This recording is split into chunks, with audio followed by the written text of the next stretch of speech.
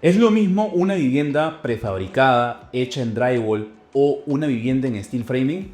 Hoy vamos a descubrir estas preguntas con Fernando. Fernando, muchas ¿Cómo gracias estás? por estar aquí. Vamos a aclarar estas preguntas que he hecho en esta introducción a este nuevo podcast. Gracias, también quiero agradecerles por estar viendo nuestros episodios. Hay muchas personas que ya nos están viendo de diferentes países. El día de ayer entré a las analíticas del YouTube y vi que hay diferentes países, ¿no? Perú, Chile, Uruguay, Argentina, México, España. Vi que hay gente que nos está viendo de China, no sé, pero bueno, ahí están, ¿no? Así que me parece genial.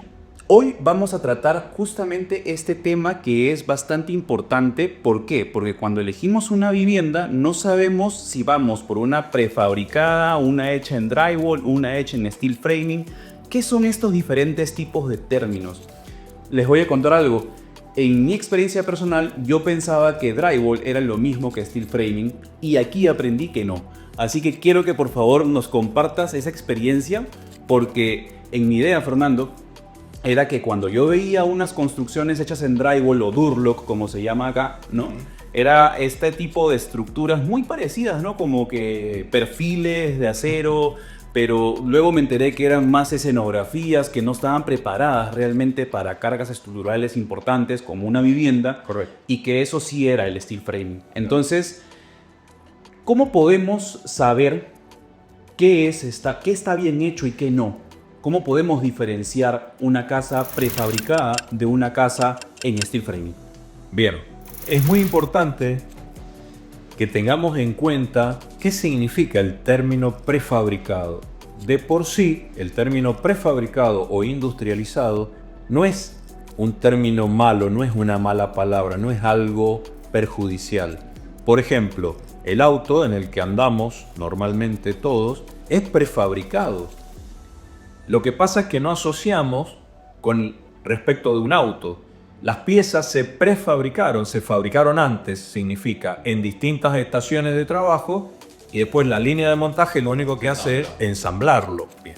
El iPad que estás usando, el teléfono con el que estamos filmando, son todos prefabricados, son industrializados. Siempre interviene una industria. En la misma construcción de albañilería, el cemento lo produce una industria, es industrializado, incluso es prefabricado, se fabricó antes de que llegara a la obra. No se produce el cemento en la misma obra. El guardabarro de un auto no se forma a martillo en la concesionaria que te lo vende. Todo eso es prefabricado, es industrializado. De por sí estos términos son muy buenos.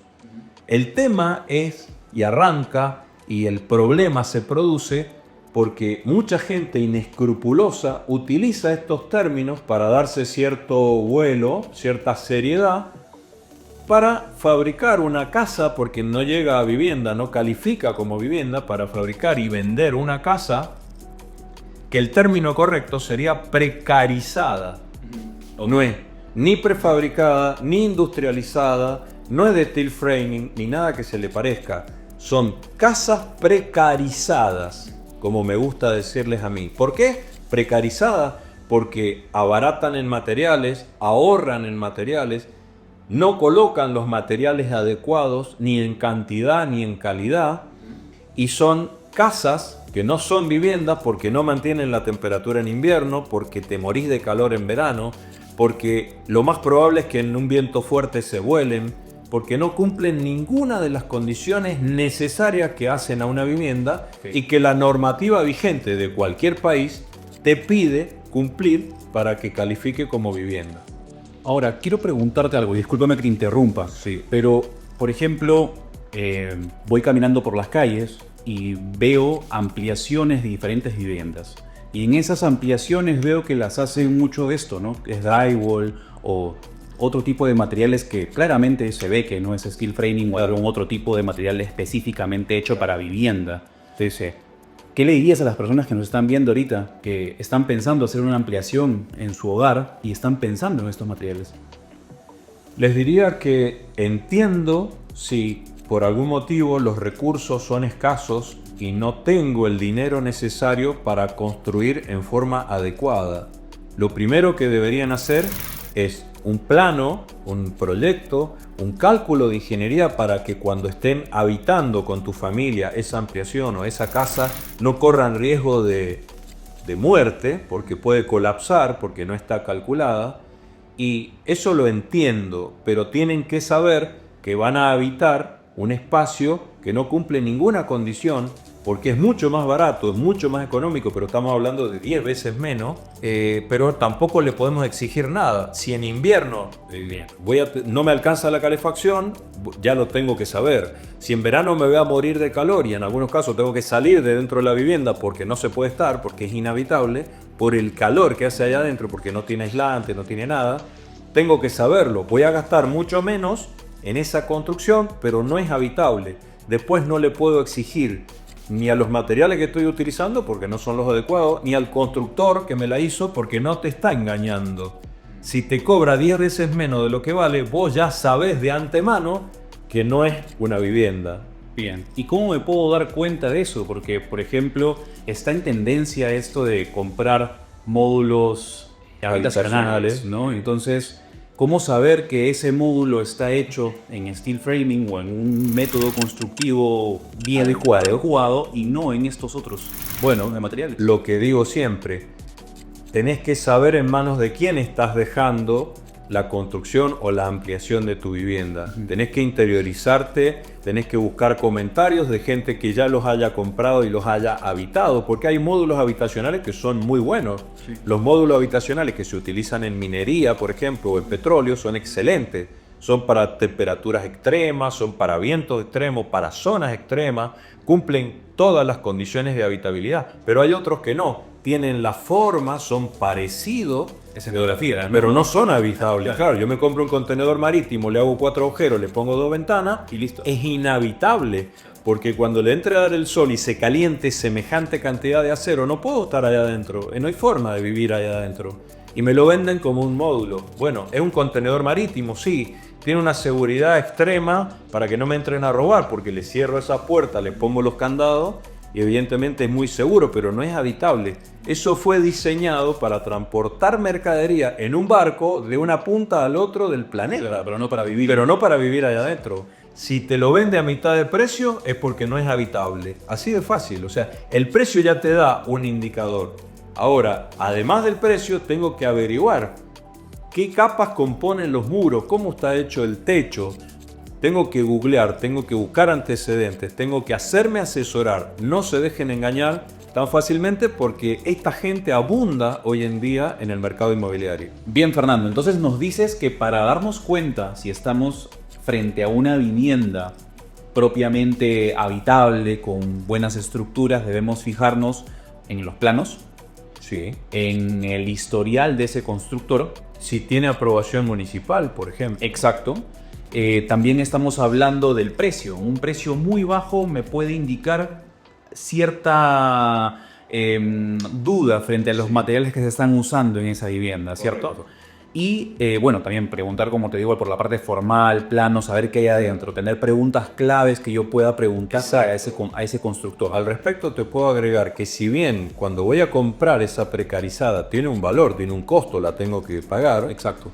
Hay que ver después qué valor futuro formal va a tener en el mercado inmobiliario, ¿de acuerdo? Cuando yo quiera vender o quiera hacer alguna operación comercial con el terreno donde puse esa precarizada, hay que ver hasta qué punto tiene un valor inmobiliario formal, como te digo. Para dar un ejemplo, te puedo contar una anécdota. Nos hicimos pasar como interesados en una de estas casas que venden, pero en uno de estos comercios que venden este tipo de casa precarizada, y fuimos con mi esposa a preguntar por una de estas casas. Y me explica y le empiezo a preguntar de cómo estaba constituido el muro y demás. Y me habla de placas de 3 milímetros. Milímetros. Okay. Por el lado de afuera, por el lado de adentro lo mismo. Pero el lado de afuera era de cemento y del lado de adentro era de MDF, de madera. Así. 3 milímetros de madera. ¿Y cuál sería el aislante? No, me dice muy seriamente y muy seguro. La cámara de aire que hay entre la capa de afuera y la capa de adentro es la aislación.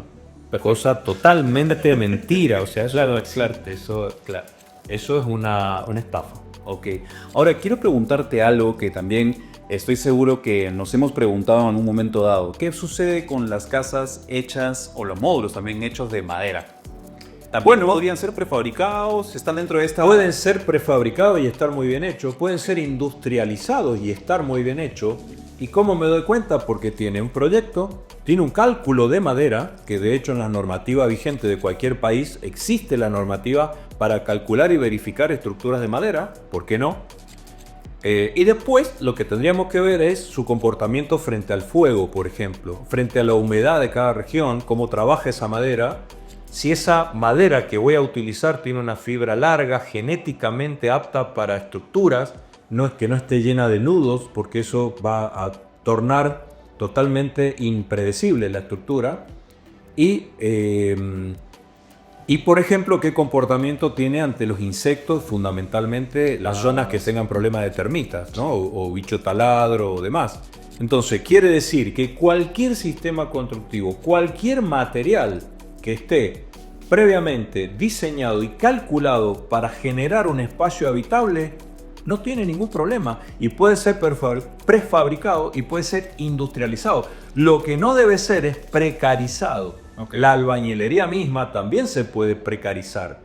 Cualquier sistema constructivo se puede hacer lo peor posible, porque si yo el ladrillo lo coloco así de canto, de pandereta, y a la mezcla del mortero de asiento no le pongo cemento, y los hierros que van en las columnas lo más finito posible para que sean más baratos, es una construcción precarizada de albañilería. Claro. Eso es lo que hay que ver. Esa es la clásica de yo conozco este lugar que sale más barato. Y siempre, claro, yo le digo, no hay que abaratar, hay que optimizar. No le voy a poner de más, pero tampoco le voy a poner de menos. Bien. Eso es optimizar. Quiero el mejor resultado con la menor plata posible, con el menor dinero posible. Eso es optimizar, no abaratar. Abaratar es sacarle. Claro. Le saco cosas y le pongo un nylon, un film de nylon en el techo, y no le pongo puertas ni abertura, le pongo una cortina y es más barato, por supuesto. Ahora, no cumple la función, no califica como vivienda. Ahora, Fernando, gracias por habernos explicado todo esto y quiero que les des a las personas que nos están viendo tu última recomendación. ¿Cuál sería esa recomendación final que tú les dijeras, ok, no hagan esto, sí hagan esto, pregunten esto específicamente para cerciorarse de que están comprando algo bueno, de calidad y que van a tener una vivienda, pues propiamente dicha, habitable, ¿no? Perfecto. Primero y principal, asesórense con profesionales que entiendan del tema. No le tengan miedo, porque lo que inviertan en asesoramiento profesional lo van a ganar después en el valor inmobiliario de lo que van a construir. Eso es seguro. Segundo punto, averigüen si lo que van a comprar o lo que les van a construir al municipio o la institución referida a la dirección de obras particulares se lo aprobaría. No importa si después lo hacen aprobar o no, ese es otro tema, ¿sí? Pero lo que le vayan a construir tiene que gozar de algún beneficio de que te lo apruebe un organismo oficial. De esa manera, como que ya tienen el 50% asegurado. Bien. Y lo más importante es los antecedentes de la persona que les va a construir o que les va a vender el módulo o la prefabricada o la industrializada, y traten de evitar la precarizada. Esa no se la recomiendo, porque la cantidad de cosas que le van a tener que agregar para que realmente sea habitable le va a salir más caro que si de entrada hacen una construcción como corresponde, ¿no? Bien, entonces lo que nos llevamos en este episodio del podcast es que la palabra prefabricada per se no está mal dicha. No. Está bien, aplica el sistema también. Lo que hay que evitar es comprar o construir estructuras precarizadas, de forma precaria, que básicamente se puede aplicar a cualquier método constructivo, porque la precarización puede ser tanto en albañilería como en steel framing o cualquier otro método, lo que quieras. Perfecto. Fernando, muchas gracias. Ha sido un muy bonito podcast el día de hoy. Hemos aprendido bastantes cosas sobre este tema de diferenciar prefabricado, drywall, Durlock, steel framing, madera, diferentes tipos de métodos constructivos y sobre todo darnos cuenta qué estamos comprando, qué existe en el mercado y poder estar preparados para que básicamente no nos estafen y no tengamos que estar comprando una vivienda que posteriormente no nos sirve y no sea considerada una vivienda como tal. Fernando, gracias. Gracias a vos. Te veo en el próximo podcast. El próximo podcast sé que va a haber un tema bastante interesante, ya lo van a estar viendo. Y si quieren saber más información acerca sobre este método constructivo, ya saben, visítenos en escuelasteelframing.com y si tienen alguna pregunta, déjenla aquí en los comentarios y sobre todo también recuerden suscribirse al canal porque vamos a estar subiendo muchos más episodios de este podcast. Nos vemos. Chao.